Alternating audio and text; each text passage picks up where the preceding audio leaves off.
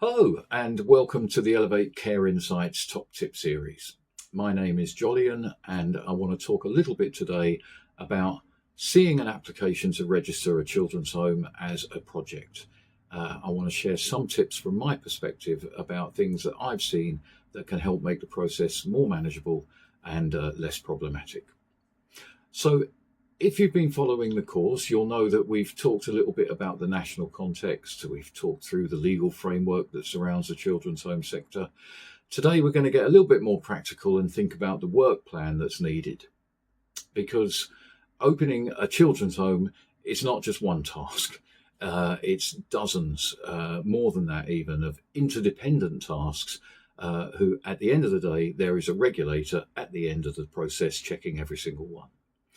So, first of all, I want to just think about the market that we're talking about here, really. Talk about some data and think about what the hard truth is, really, and what that says about the national picture. So, overall, the number of registered children's homes in England has grown at a record pace recently. It's up 20% in the last year alone to about 4,800. And Ofsted has received more applications to register homes than at any point in its history. And yet there's still not enough of the right homes. And when I say right homes, I mean homes that are in the right places, homes for the right children. There's no doubt that some regions are saturated, often where property is cheap, but elsewhere there are some chronic shortages, children living a long way away from home and separated from their family and friends, and that can't be right. Last bit of data is just to confirm that about 350 applications last year were withdrawn, refused or closed.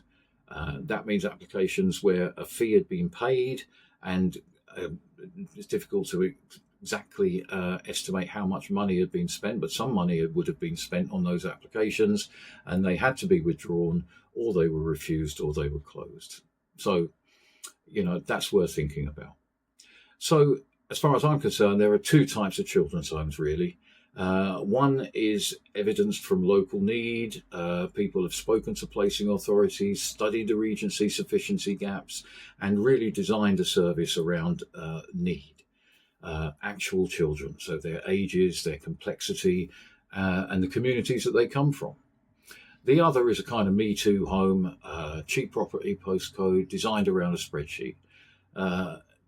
Everything in this video works better if you're building the first kind, including, as you'll hear in the final tip, some tips around timescales. So tip one, turn your timeline into a living, working plan. So in the course materials, you'll have been given a blank timeline that works best for most providers. But a timeline really is just a list of good intentions. What's needed is a timeline that's turned into a clear plan. And what you need to have in that plan is individual actions allocated to specific people with clear specific timescales and an understanding of whether that task depends on something else. You also need to have a column where you can identify any notes and progress that's been made on that action for monitoring purposes. So remember that when you sit in front of Ofsted, everything, all of your policies, all of the work that's been done as part of this plan, they will expect them all to work together and to synchronize with each other. So a clear work plan is how you keep all of the stories around all of those different elements of the project consistent whilst juggling all of them at the same time. So tip two is remember that the process is not linear. So registration is not a straight line where you just do one task, wait for that to be finished, and then you start the next. It's all sorts of parallel work streams going at the same time. So you could be waiting for planning permission, which you can't rush at the end of the day, but you can be sourcing your Reg 44 visitor, drafting your policies, building your statement of purpose. And time while you're waiting needs to be seen as a valuable resource. People who treat waiting time as dead time often lose months. Providers who work the plan in parallel arrive at submission with everything ready at the same time, and they don't end up in a situation where they think they're ready, but there's something behind them that they'd missed that they need to now go back, and everything else is on hold until that gets sorted. So tip three is front load your critical path. So some tasks have long lead-in times which you simply can't compress. Things like planning permission, as I said earlier. Recruiting a suitably qualified and experienced registered manager takes time, and it might take a few failed attempts before you get it right. So these things need to sit on the critical path, and if they slip, bear in mind that everything else slips as well. So start them early.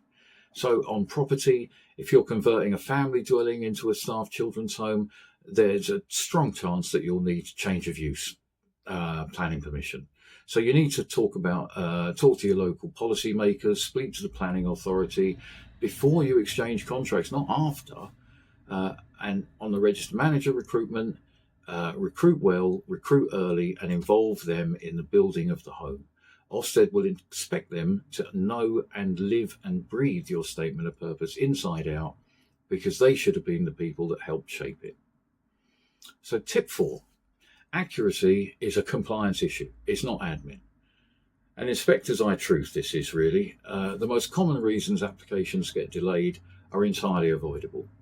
There are details on the SC1 that don't match company's house, inconsistent names and dates across the forms, DBS certificates are out of date or they're the wrong type, or documents that don't upload because they're the wrong size or the wrong shape or something.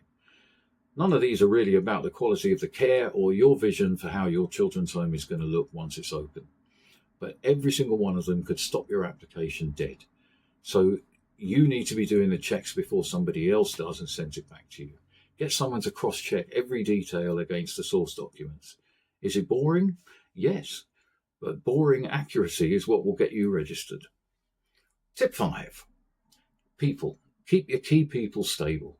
A change to your registered manager or responsible individual partway through the application is one of the most serious delays it is, and I've seen it countless times, where everything has to get put on hold because a new applicant has to have new references, new health checks, they have to fill in a new SC2, and the inspector has to review all of those documents before they can arrange to come and do their registration visit. So, before you submit, be confident about the way key people are committed for the journey. Be honest with them and have clear conversations about the expected timescales and what remuneration plans you're going to have in place whilst you're waiting and not earning any money. Losing your manager at month 4 is really bad luck. It's often a planning failure and entirely avoidable. So tip 6, revisit the plan and quality assure it before you submit. Your work plan needs to be a living document, so revisit it every fortnight. Have a look at what's been done, what's slipped, what's been delayed, what's changed. And when you think you're ready, have a little stop, pause, review everything as if you were the inspector. Does the statement of purpose match the property that you've got? Does it match your policies? Do your policies reflect the actual model of care? You don't want them to be just generic documents with your logo on, and the inspector will notice that. So could your manager answer scenario-based questions about safeguarding in the home? And this home, in this location, with these children, with these needs? So that last point really matters, because the fit person interview is not a memory test to see how well you know the regulations. It's a test of how you will implement those regulations and the quality standards in the day-to-day working of that home. So, tip 7 is to understand how Ofsted now prioritises applications and plan your timescale around it. The timescales have changed recently. There's new guidance that's come out. So since September 2025, Ofsted no longer deals with children's homes applications purely in date order. Applications that meet published priority criteria go first. Homes built with DFE capital funding, homes built exclusively for unaccompanied asylum-seeking children under the National Transfer Scheme, homes where a child under a deprivation of liberty order is currently living in unregulated provision, and genuinely exceptional circumstances, which can include homes for children with complex support needs. So the difference is stark. If you meet those priority criteria, and Ofsted expects to decide in 3 to 6 months, everything else could be 6 to 18. And note too that this policy applies to children's homes. Supported accommodation runs on its own track, so plan your finances for the long end of that range, not the best case scenario. So hope for the best, but plan for the worst. Remember, you may be carrying your manager's and RI's salary, could be £10,000 to £15,000 a month, and the whole time the application is sitting there. A strong application won't jump the queue, but a sloppy one will get bumped back to the bottom of it again. So there you have it.